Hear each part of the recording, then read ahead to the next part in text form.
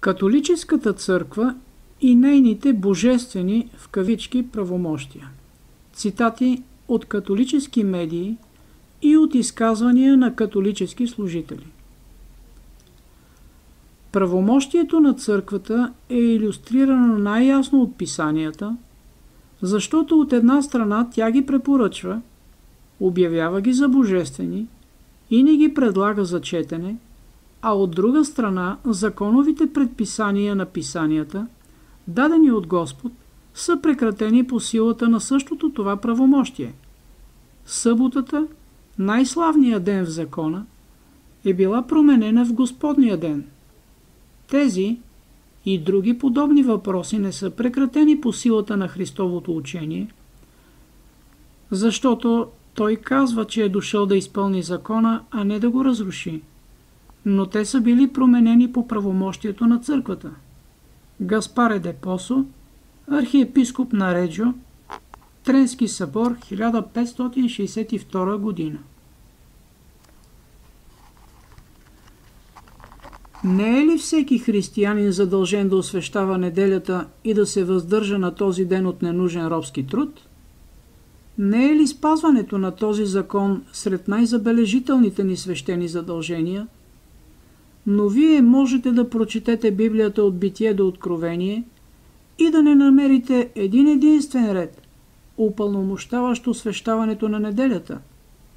Писанията изискват религиозното спазване на съботата, ден, който ние никога не освещаваме. Кардинал Джеймс Гибънс, Вярата на бащите ни, издание от 1917 година, страница 72-73, 16 издание, страница 111, 88 издание, страница 89.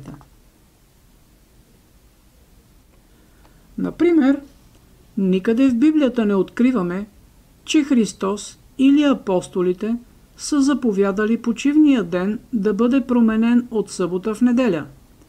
Имаме заповедта на Бог, дадена на Моисей, да освещаваме съботния ден. Това е седмия ден от седмицата, събота.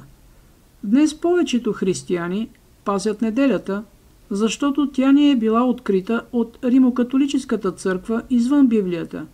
Вържински католик, 3 октомври 1947 година, страница 9, статия "Да ви кажа истината". Светия ден, съботата, беше променен от събота в неделя. Денят на Господ беше избран не поради някакво напътствие, отбелязано в писанията, но от усещането на църквата, католическата, за собствената й власт. Хората, които мислят, че писанията би трябвало да бъдат единственият авторитет, по логика би трябвало да станат адвентисти от седмия ден и да освещават съботата. Пост на църквата Света Екатерина, Алгонак, Мичиган, 21 май 1995 година.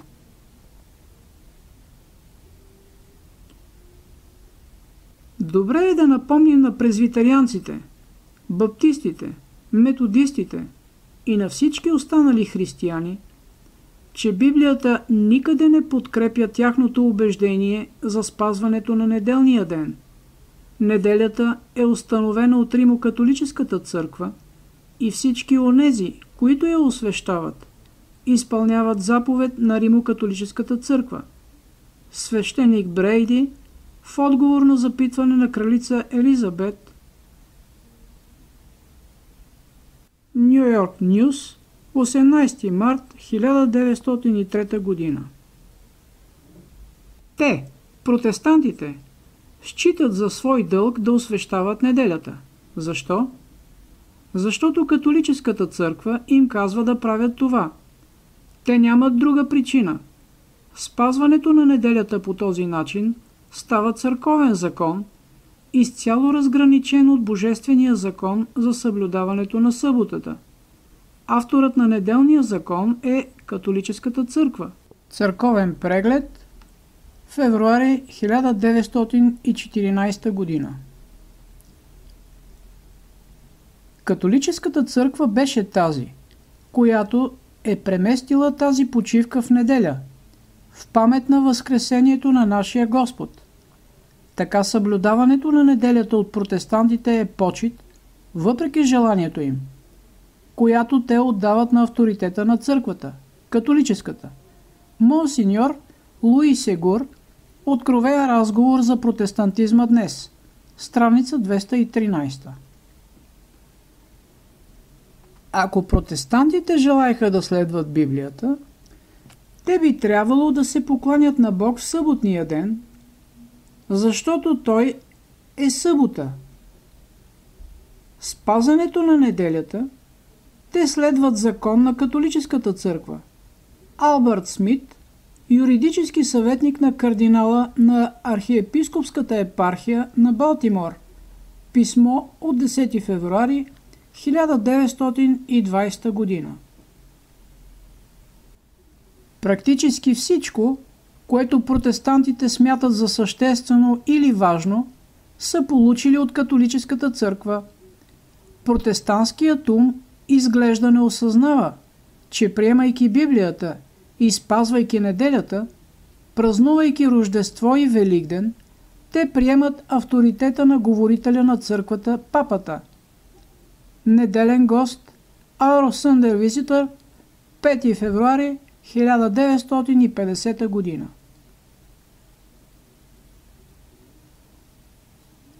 Католическата църква за повече от 1000 години преди съществуването на протестант, по силата на божествената си мисия, промени деня от събота в неделя. Адвентистите са единственото тяло на християни с Библията за свой учител, които не могат да намерят постановление в страниците й за промяната на деня от седмия в първия. От тук е и названието им – Адвентисти от седмия ден. Католик Мирър, 23 септември 1893 година. Отхвърлете авторитета на църквата и вие няма да имате логично обяснение за промяната на неделя на мястото на събота в третата, при протестантите четвъртата, Божия заповед. Църквата е над Библията и тази промяна на освещението на съботата в неделя е доказателство за това. Католически запис, 1 септември 1923 година. Разбира се, че църквата претендира, че промяната е била нейно дело. И това дело е белег на църковната й власт и авторитет в религиозните въпроси. Писмо на С.Ф. Томас, канцлер на кардинал Гибънс, от 28 октомври 1895 година. Неделята е просто едно творение на католическата църква. Американски католически 4-месечен преглед. Януари 1883 година.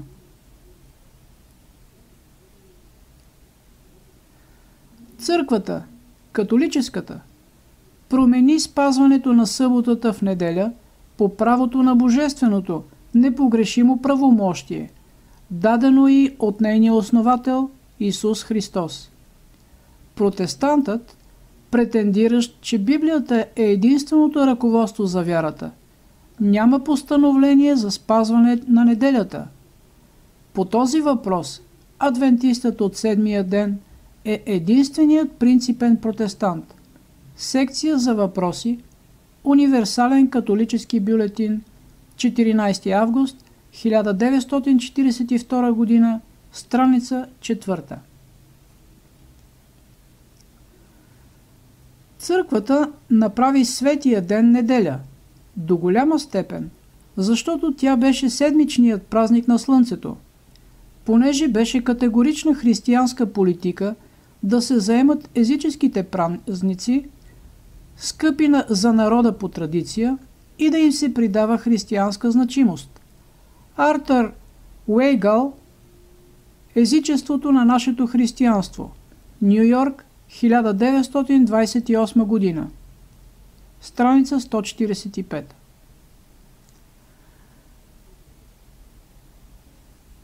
Но след като съботата, а не неделята, е определена в Библията, не е ли любопитно, че не католиците, които претендират, че вземат религията си пряко от Библията, а не от църквата, спазват неделята вместо съботата?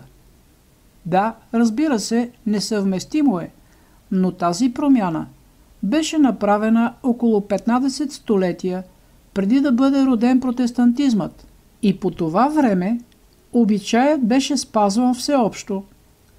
Те са продължили обичая, дори и той да почива върху правомощието на католическата църква, а не върху явния текст в Библията. Спазването остава като напомняне за църквата майка, от която некатолическите секти се отцепиха, като момче, което избягва от дома, но все още носи в джоба си снимка на майка си и кичур от косата й. Джон А. О'Брайън, Вярата на милиони, Акредитивите на католическата религия, ревизирано издание. Издателство Our Sunday Visitor, 1974 година, страница 400-401. От друга страна, църквата, след като е променила почивния ден от еврейската събота или с други думи седмия ден на седмицата в първия ден от нея, е преправила третата Божия заповед, така че тя да посочва неделя като Господен ден за освещение. Трентският събор осъжда онези, които отричат, че 10 Божии заповеди са задължителни за християните. Католическа енциклопедия Божиите заповеди, том 4, 1908 година, Джон Н. Фърли, архиепископ на Ню Йорк, страница 153.